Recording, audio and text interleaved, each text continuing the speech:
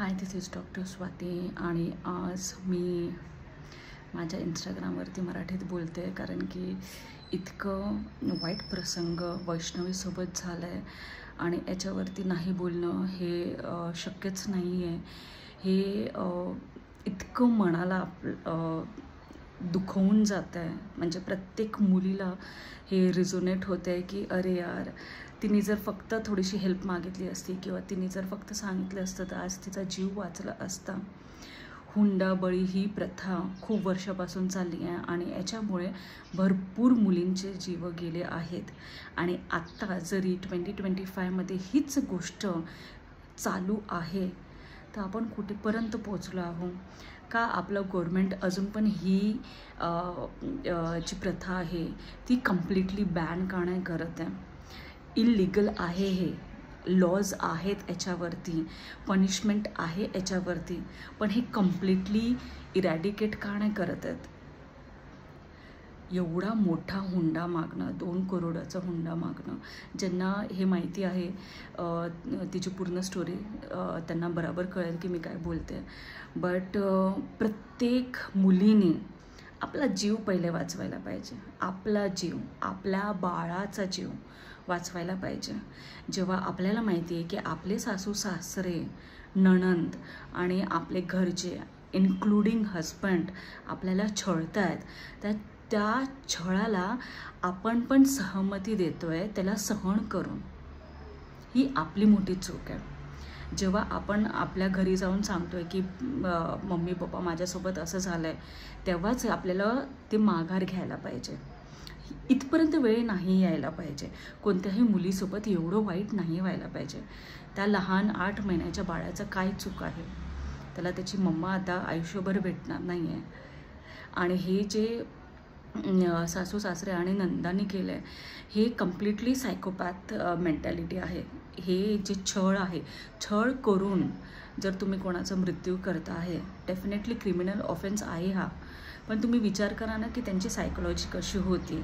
एवढे वर्ष जर त्यांनी तिला त्रास दिला आहे, एवढे महिने तिला फिजिकली, मेंटली आणि इमोशनली जर तिला टॉर्चर केलं आहे आणि त्यांच्या मोठ्या सुनेलाही त्यांनी टॉर्चर केलं, ते आता येऊन सांगते की असं माझ्यासोबतही झालं होतं, आज मी वाचले कारण की तिच्या नवऱ्याने तिला वाचवलं आहे. सो माझ्या इंस्टाग्रामवरती मी नेहमी म्हणते की डिसफंक्शनल फॅमिलीमध्ये जायचं नाही. जिथे अनमॅरिड नणंद आहे तिथे आपल्या मुलीला द्यायचं नाही. हे मी खूप वेळा माझ्या इंस्टाग्रामवरती बोलते आणि हे लोकांना आवडत आहे नाही आवडत आहे मला फरक नाही पडत आहे. पण जिथे अनमॅरिड नणंद आहे ती छळ करणार म्हणजे करणार. आणि हे ज्यांच्यावरती छळ झालं आहे ना त्यांना सगळ्यांना माहिती आहे. तर येऊन मला लेक्चर नका देऊ की आम्ही अनमॅरिड आहे, आम्ही फायनान्शियली इंडिपेंडेंट आहे आणि आमचे छान फ्रेंडशिप्सवाले रिलेशनशिप आहे, हे सगळं मला नका सांगू. माझा एक्सपिरियन्स पूर्ण बोलतो इथे की अनमॅरिड बहीण काय टोकावरती जाते आणि किती ती छळ करते. आज जर तुम्ही त्या मृत्यूपर्यंत जर पोहोचत आहात तर तुम्ही विचार करा की तिला तेवढ्या महिन्यापासून तिला किती छळ केलं असेल. सो पहिली गोष्ट, प्रत्येक वडिलांची ही जबाबदारी आहे, प्रत्येक आई बापाची ही जबाबदारी आहे की सगळ्यात पहिले जिथे अनमॅरिड नणंद आहे त्या घरात आपल्या मुलीला द्यायची नाही म्हणजे नाही. काहीही करा, कितीही मोठं घराणं असू दे, कितीही मुलगा शिकलेला असू दे, काही भरोसा नाही आहे तुमचा. ना पैसा कामी येतो, ना तुमचं एज्युकेशन कामी येतं, काहीच कामी येत नाही. जेव्हा सायकोलॉजिकल अशी मेंटॅलिटी असते ना तेव्हा हे सगळं काही गोष्टी कामी येत नाहीत. आणि दुसरी गोष्ट, प्रत्येक मुलींनी सहन करायचं नाही की बाबा चला मूल येईल तर मूल आल्यानंतर सगळे माझ्याशी नीट वागतील आणि माझ्यासोबत चांगलं गोड बोलतील आणि मला त्रास देणार नाही. हे चुकीचं आहे. हे असं आजपर्यंत हिस्ट्रीमध्ये आजपर्यंत हे झालं नाही आहे.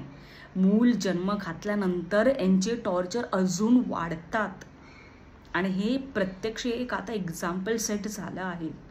सो ज्या मुलींना छळ आहे, टॉक्सिक फॅमिली जिथे आहे, राईट फ्रॉम द बिगिनिंग तुम्ही माघार घ्या, आपला जीव वाचवा. काय लग्न जोडून ठेवायचं आहे हे सोसायटीने सांगितलं आहे. या फॉल्स परसेप्शनमध्ये पडूच नका की बाबा मी लग्न केलं होतं तर मी मरतपर्यंत तिथे मी टिकवूनच राहणार म्हणून. नको आम्हाला असे लग्न नको. त्या मुलासोबत जर ती परतली असती, आज टुडे ना एव्हरी सिंगल मॉम हेच बोलत असणार की माझा जीव वाचला, माझ्या मुलाचा जीव वाचला, त्या छळामधून मी बाहेर निघाली, मी डिवोर्स घेतला, मला फरक नाही पडत आहे ही सोसायटी मला काय नावं ठेवते नाही ठेवत आहे, पण ॲटलीस्ट आम्ही जगत तरी आहोत. ही प्रत्येक सिंगल मदर तिच्या बाळासोबत हेच बोलत असणार आज.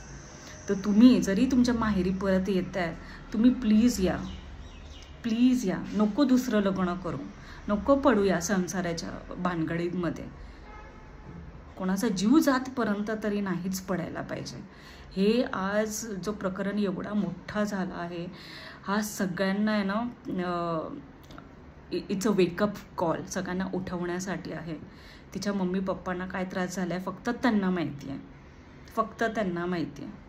ते किती रडत असणार आहे त्यांना माहिती आहे. त्यांचं दुःख आपण विचारसुद्धा करू शकत नाही आहे. मी फक्त ते बघून वाचूनच मला दुःख होतं आहे. तर विचार करा त्यांच्या पॅरेंट्सला किती त्रास होत असेल, त्या बाळाला किती दुःख होत असेल, त्याची मम्मा नाही दिसत आहे त्याला, आहे ना. सो प्लीज जेवढेही माझा एवढाच मुद्दा होता हे व्हिडिओ बनवण्याचा की जर ज्यांनाही कोणालाही त्रास असेल, सासू सासरे, नणंद, जेठ जेठाणे, जे कोणी तुम्ही घरी राहत आहेत, नाही राहत आहेत सोबत, joint family, nuclear family, whatever, तुम्हाला जे कोणी त्रास देतं, जे कोणी अत्याचार करतं तुमच्यावर, राईट फ्रॉम डे वन तुम्ही तो सहन करायचा नाही आहे. हेल्दी रिलेशनशिप्स आहे ना आपल्याला स्टार्टिंगपासूनच दिसणार, पण टॉक्सिक मॅरेजेस, टॉक्सिक फॅमिलीमध्ये जो छळ असतो ना तोही स्टार्टिंगपासूनच दिसतो आपल्याला. गोड गोड बोलून पैसे मागणार, हे करणार ते करणार, तुम्हाला नावं ठेवणार, तूच चांगली नाही आहेस. हे सगळे रेड फ्लॅग्स कोणीच इग्नोर नाही करायला पाहिजे. Please take care.